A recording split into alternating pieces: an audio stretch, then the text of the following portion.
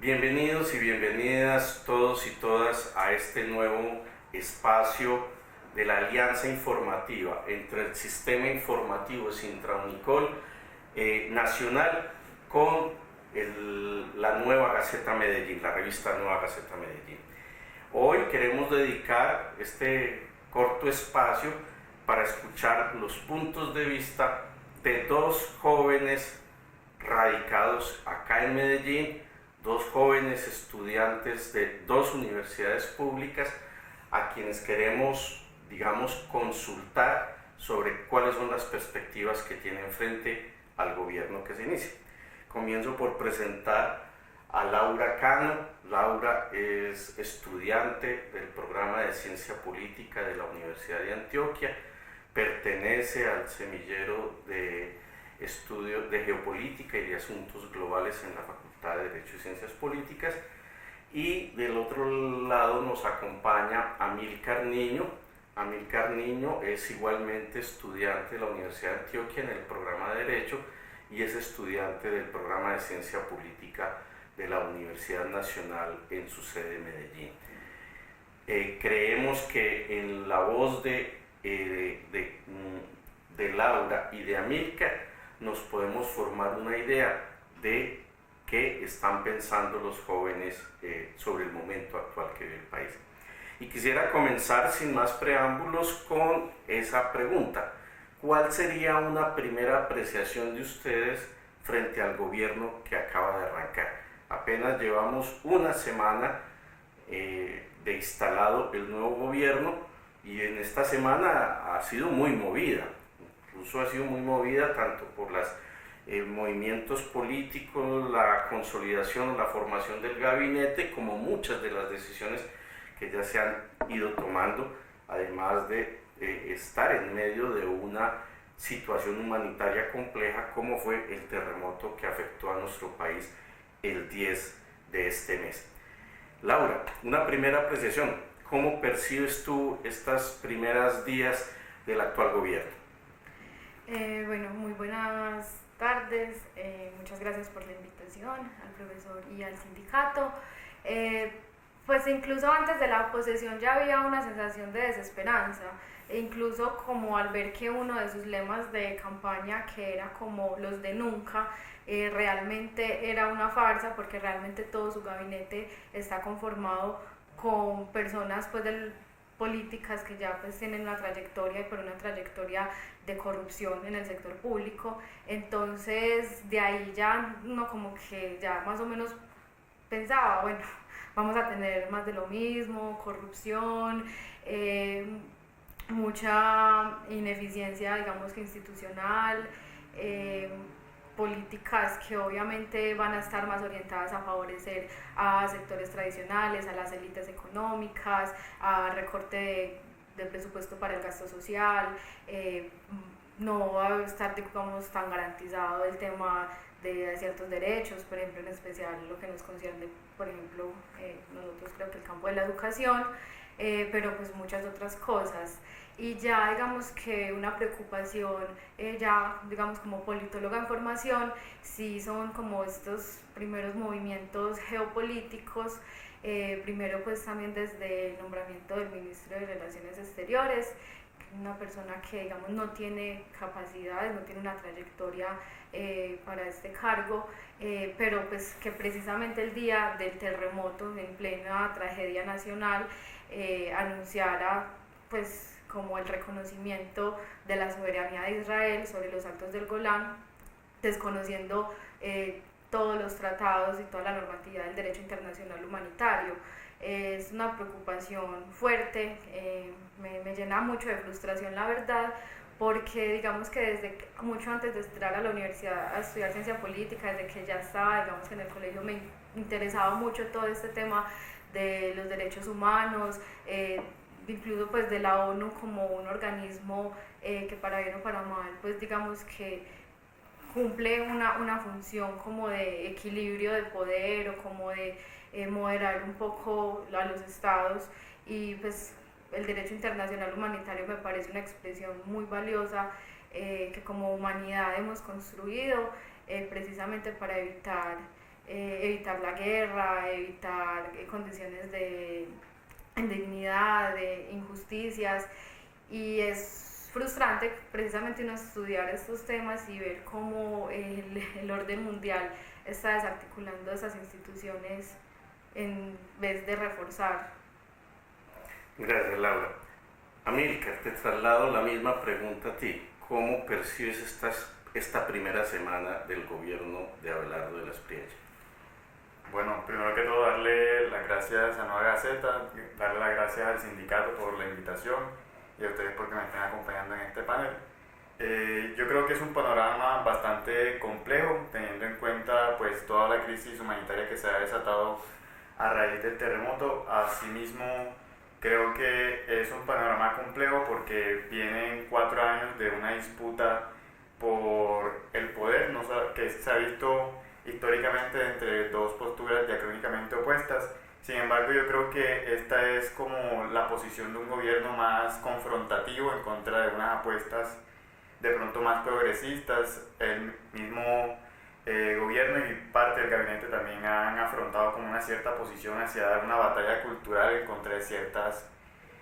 apuestas que se habían logrado por parte del gobierno anterior de Gustavo Petro, y que ha venido como consolidando un poco como ese espectro político en el cual vamos a ver, siento yo, que varias disputas en el campo ideológico, también en el apartado político hay que ver cómo se logran los consensos. Sabemos que en el primer año pues todo es a dar para el nuevo gobierno porque tiene una capacidad de gobernabilidad mucho más favorable hacia lo que vaya a poder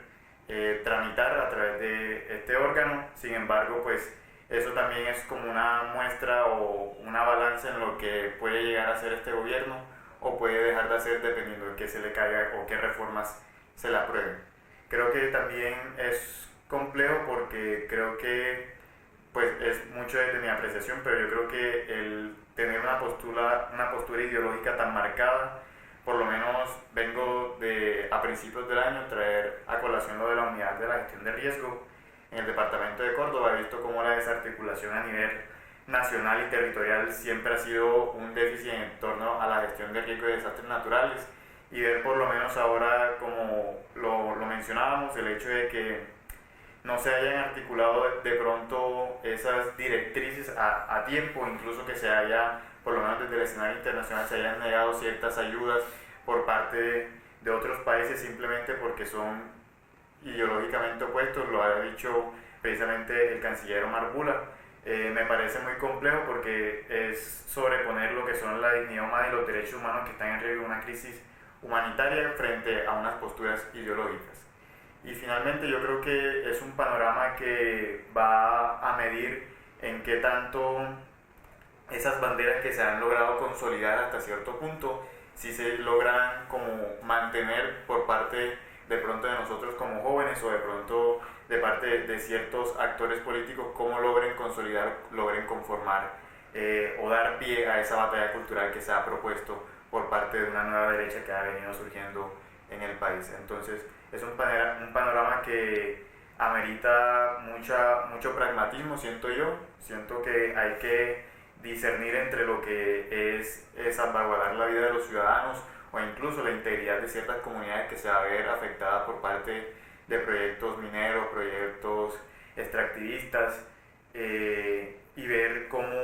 entre nosotros mismos logramos articularnos para mantener por lo menos un país o un gobierno que sirva para todas las ciudadanía en general y no solamente para el servicio de unos pocos.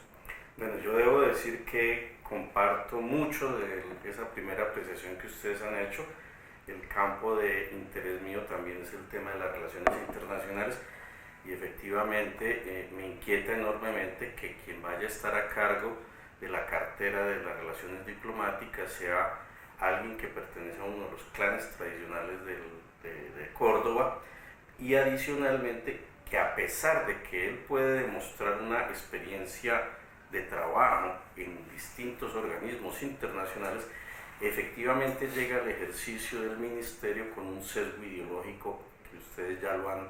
hecho explícito acá, y ese sesgo ideológico pues ya empieza a generar problemas porque el reconocimiento de la soberanía israelí sobre los Altos del Golán pone en dificultades diplomáticas a Colombia con las otras naciones del mundo árabe que ya salieron a criticar duramente esta postura, pero adicionalmente es una postura que en mi opinión va en contravía de lo que el mundo está pensando. O sea, Colombia es el segundo país luego de los Estados Unidos que hace ese reconocimiento a Israel. Entonces uno se pregunta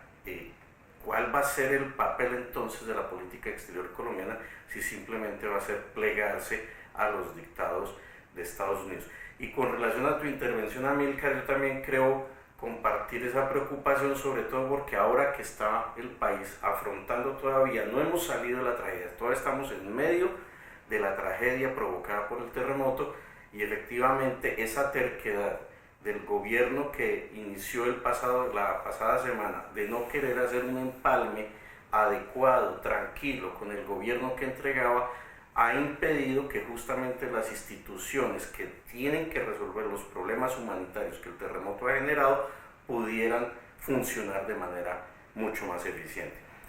Bueno, dejado ese punto de lado, yo quisiera preguntarles a ustedes qué balance, si les pidiera una perspectiva de ya como jóvenes, de su perspectiva de jóvenes, que yo creo que aquí en la primera intervención que ustedes han hecho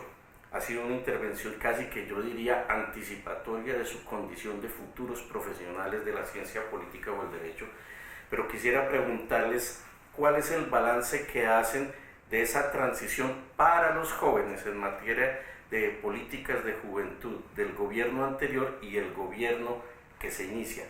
aunque desafortunadamente, obviamente el gobierno actual no ha opinado nada al respecto en estas primeras semanas, pero digamos, ¿qué esperan ustedes en materia de política para la juventud en general de parte del nuevo gobierno? Y aquí quizás le trasladaría inicialmente la pregunta a ti, Amílcar. Bueno, yo creo que este gobierno tiene que solucionar varias problemáticas, no solamente para el país en general, sino principalmente para los jóvenes. Es una fuerza de trabajo que se ha visto relegada de pronto en la forma en cómo de los estudios que uno tiene dentro de las universidades o dentro de los institutos tecnológicos, como se quieran formar. A la hora de encontrar trabajo, yo creo que es una de las principales preocupaciones que tenemos como jóvenes. Creo que es un apartado que de pronto no tengo dentro de ese panorama tan gris. Creo que es una apuesta de pronto mucho más acorde como a las necesidades que tiene el país en torno de acoplar a los jóvenes dentro de un mercado laboral. Claro, podemos tener varias diferencias en torno a cuál es esa calidad del trabajo, porque entonces viene la problemática de entender esas primeras declaraciones que ha dado el vicepresidente en torno a la formación, a la calidad de la formación, cursos cortos, cursos más o menos más intensivos, pero que les permitan acoplarse a nuevas tecnologías y todo este entramado que se está viniendo por parte de la globalización. Pero sin embargo creo que es una apuesta que hay que tener en cuenta para generar ingresos en un país que dentro de la fuerza de trabajo me parece importante, y es una de las problemáticas que tienen los jóvenes cuando salen o egresan de las instituciones de educación superior. Creo que también por parte del ministro de Vivienda tiene un trabajo muy importante, sobre todo teniendo en cuenta las viviendas de interés social. Tener vivienda aquí siendo uno joven es casi imposible. Yo creo que, o no sé si comparten mi apreciación, pero el hecho de tener una vivienda propia siendo joven es partir de la idea de que vamos a heredar una vivienda por parte de nuestros padres, de nuestros abuelos o alguna de estas cuestiones, pero siendo nosotros mismos propietarios o generar desde nuestros ingresos unas cuotas o adquirir una vivienda de esta forma es casi imposible a día de hoy. Creo que tiene un trabajo muy importante, por lo menos en ampliar las viviendas que puedan ser asequibles, que puedan ser dignas también, porque entonces hablamos también como de cuántos, pues de lo que contiene una vivienda como tal, cuántos metros cuadrados, cómo es el espacio que tienen las ciudades para seguir creciendo en esos aspectos. Diría que una de las principales preocupaciones que tengo como joven es que dentro de una de las carteras, que sea la de cultura, la tenga una persona que no está, considero yo que no está capacitada para estar dentro de esa cartera, principalmente por su formación académica. Podemos discutir que la ministra actual tenga las capacidades de pronto de la gestión pública en llevar a cabo esta cartera, pero sin embargo una formación a partir de la seguridad o a partir de ciertos diplomados que ha hecho no corresponden a una cartera que creo yo que es importante y que va a ser importante para este gobierno para dar entorno o paso a esa batalla cultural que van a generar. Entonces, y que sin duda son un tema de preocupación de los jóvenes en la medida que parte del desarrollo y del enriquecimiento cultural proviene justamente de los jóvenes. Sí, me parece muy preocupante en ese sentido, y también cómo se van a ver de pronto afectados los derechos de cierta parte de la población, los derechos de las comunidades LGTBIQ+, me parece muy preocupante en torno a ciertas posturas que ha tomado no solamente el gabinete, sino el mismo presidente posesionado a lo largo de la actividad. Gracias, Milka. Laura, ¿tú qué opinas al respecto? Yo me recojo mucho en todo lo que dice el compañero. Mis preocupaciones sí han estado muy enfatizadas en el sector de la cultura y de la educación, porque también cuando pues sabemos que la ministra digamos que tiene por posición ideológica también como una censura a la libertad de cátedra, a los principios laicos constitucionales. Entonces, un poco preocupante cómo se va, digamos, a implementar de pronto los nuevos programas de educación para todos los niveles educativos. Digamos que una preocupación también desde el sector cultural es que es precisamente un sector que ha sido muy olvidado por diferentes gobiernos y que aparte de olvidados y han sido criminalizados. Entonces vemos por ejemplo como principalmente en esta ciudad, pero pues también en otras, un mural o cualquier manifestación artística, digamos, ha sido fuertemente censurado, reprimido, y que es precisamente el arte y la cultura una herramienta fundamental para la juventud, para la capacidad de organizar, de unir esfuerzos, de visibilizar y de agendar ciertos temas. Entonces siento que podríamos volver a un panorama como el del paro nacional, donde obviamente los jóvenes saben que tienen una responsabilidad histórica de salir a exigir, de salir a movilizarse, pero que precisamente este gobierno creo que va a entrar a reprimir de maneras muy contundentes, y más pues si le agregamos a eso estos organismos de seguridad ciudadana, pues estos grupos de defensa desde lo civil, porque incluso les está facultando capacidades más más fuertes de las que por ejemplo tiene la policía. Entonces incluso debilitando un poco la misma institucionalidad de la policía, pues que ya es una institución para servir y para, digamos que dentro de su narrativa, garantizar ciertos órdenes, digamos que está creando unos grupos que de entrada no tienen unas responsabilidades vinculantes con el ordenamiento legal ya existente, y que podríamos entrar en unos abusos de poder mucho más fuertes de los que ya vivimos en el 2021. Ya sería una generación de una institucionalidad paralela a las instituciones propiamente regladas en la Constitución y en las normas de nuestro país, y con una especie de libertad de actuación, como desafortunadamente lo hemos visto aquí en Medellín, que ha sido prácticamente un laboratorio de prueba de ese tipo de prácticas de privatización de la seguridad. Bueno, ustedes dos son estudiantes de universidades públicas, de la Universidad Nacional de Medellín, de la Universidad de Antioquia. Yo soy docente de la Universidad de Antioquia y quisiera dirigirles una última pregunta a ese respecto. La Universidad de Antioquia, comenzaría contigo, Laura. La Universidad de Antioquia atravesó momentos muy difíciles el año pasado, está sorteando, intentando salir de esos problemas. El gobierno de Gustavo Petro compromiso y creo que mantuvo ese compromiso de respaldar las salidas institucionales a la Universidad de Antioquia, pero no solo las salidas institucionales, sino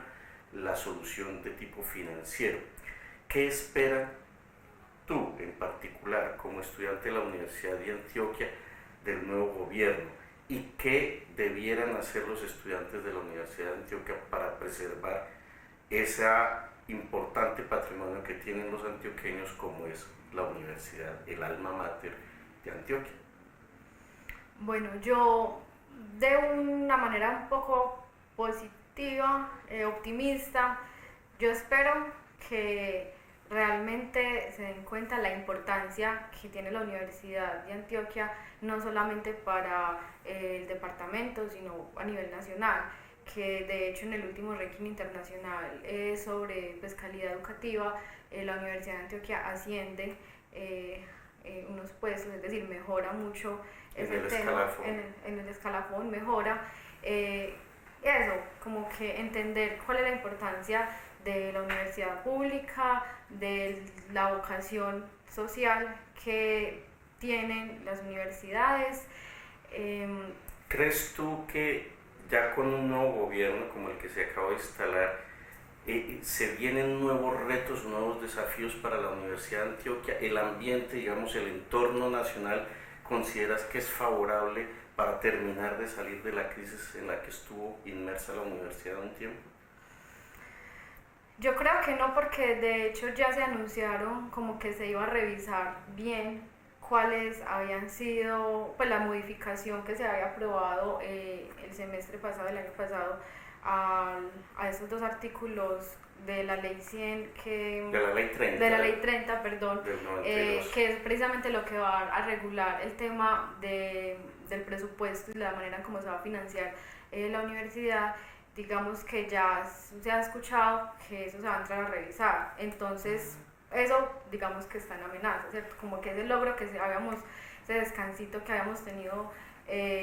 otra vez nos vuelve como a preocupar. Siento que el rol del estudiante de la universidad pública sigue siendo el mismo que pues ha tenido históricamente, que es el de primero un pensamiento crítico muy fuerte, o sea, seguir estudiando mucho, digamos, no desconectados de la realidad del país, sino como con una óptica muy crítica, entender cuáles han sido todos esos procesos que históricamente han debilitado el presupuesto pues, de la universidad. Qué pena.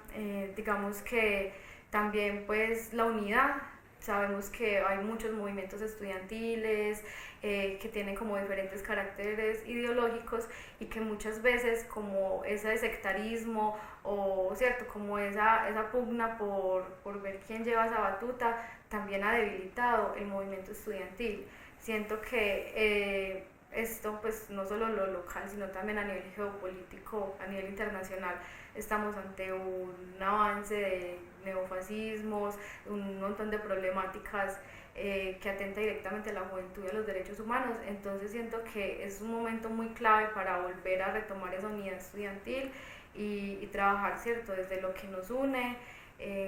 dejar un poco de lado las diferencias, dejar unos debates para otros momentos y enfocarnos mucho en esto pues que está pasando. El año pasado, o bajo el gobierno anterior, podría decir yo que tanto la Universidad Nacional como la Universidad de Antioquia vivieron tiempos de calma, que difieren un poco de los gobiernos, de los periodos, de mucha agitación estudiantil ante la preocupación de que desde el gobierno nacional pudieran provenir amenazas contra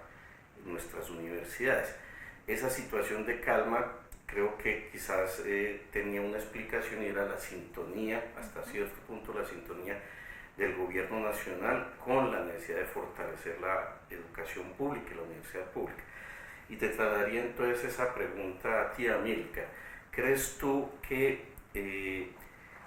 esa consigna que ha sido tan tradicional e histórica y ha sido una bandera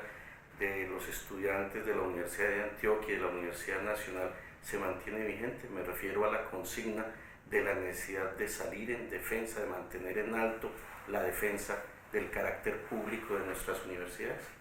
Sí, yo creo que se mantiene más viva que nunca y es más importante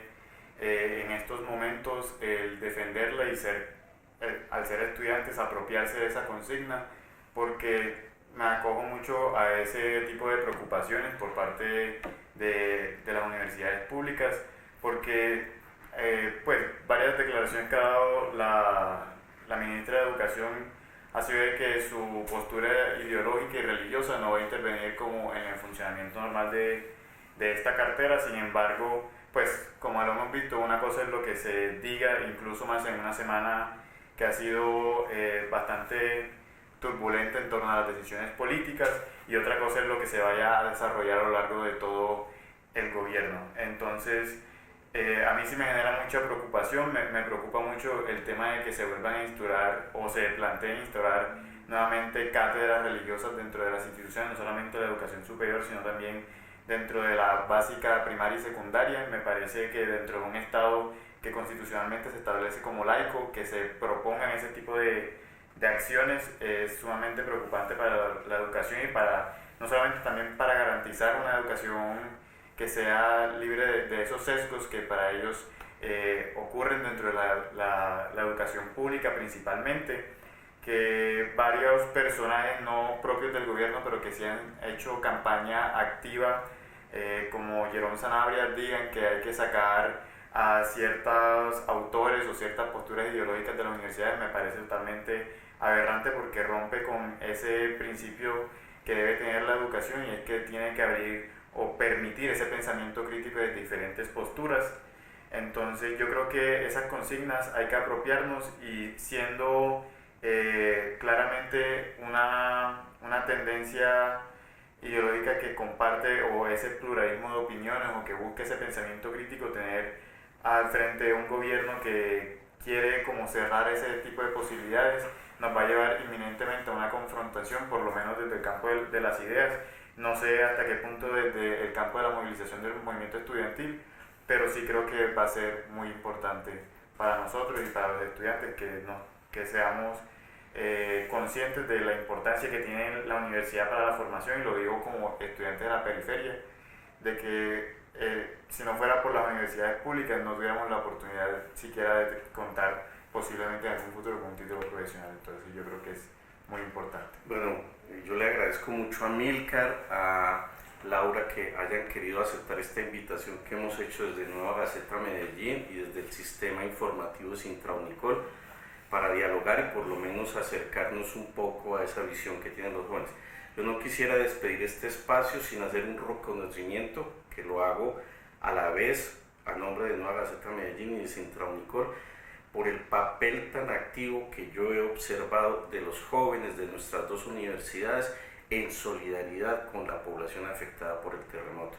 Creo que de verdad lo que hemos presenciado en nuestras dos instituciones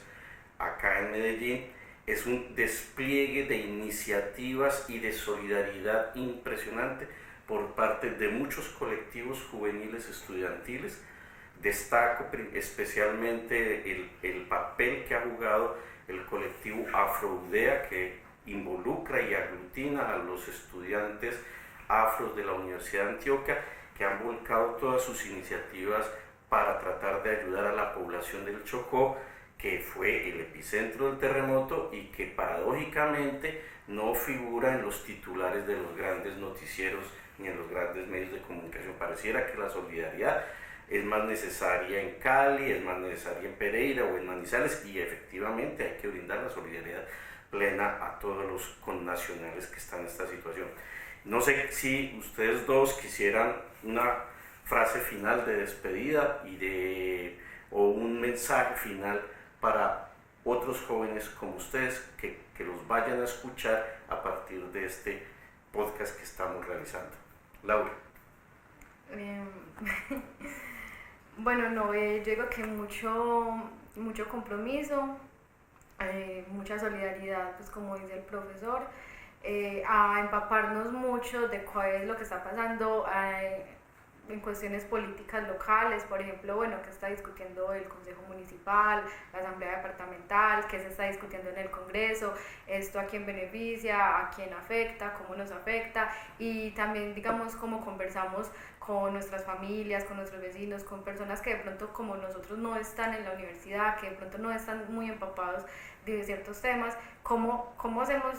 para que la universidad también salga de sus rejas y ese conocimiento también pueda ser de alguna manera socializado con otras comunidades, con trabajadores, con personas que no tienen la oportunidad de estar allí también enterados y participando de estas actividades, y cómo fortalecemos ese puente entre universidad y sociedad? Yo simplemente diría que mantener como esa fuerza de seguir trabajando por la universidad, siendo estudiantes, siendo personas que quieran ingresar a la universidad, que sigan manteniendo como esa fuerza y esa esperanza, porque al fin y al cabo es un gobierno, los gobiernos pasan, pero lo que se mantienen son las ideas. Yo creo que si tenemos ese planteamiento en mente de seguir defendiendo como ese pluralismo en las ideas, o mantener como la importancia que tiene la educación no solamente para los jóvenes sino para la sociedad en general, yo creo que vamos a salir bien librados de lo que sea que nos depare este gobierno. Simplemente decir eso. Gracias, Amílcar, gracias, Laura. A todos los que están del otro lado, que nos están viendo en este momento, invitarlos a fortalecer estos espacios de información alternativo. Nos referimos al sistema informativo de Sintra Unicol y a Nueva Gaceta Medellín. Suscríbanse por favor a nuestros canales, por favor ayúdenos a difundir, a darle like a nuestros videos y a nuestros podcasts, porque de esa forma vamos estimulando una forma distinta de analizar y poder escuchar opiniones diversas frente a la problemática de nuestro país. Feliz resto de día para todos ustedes. Muchas gracias.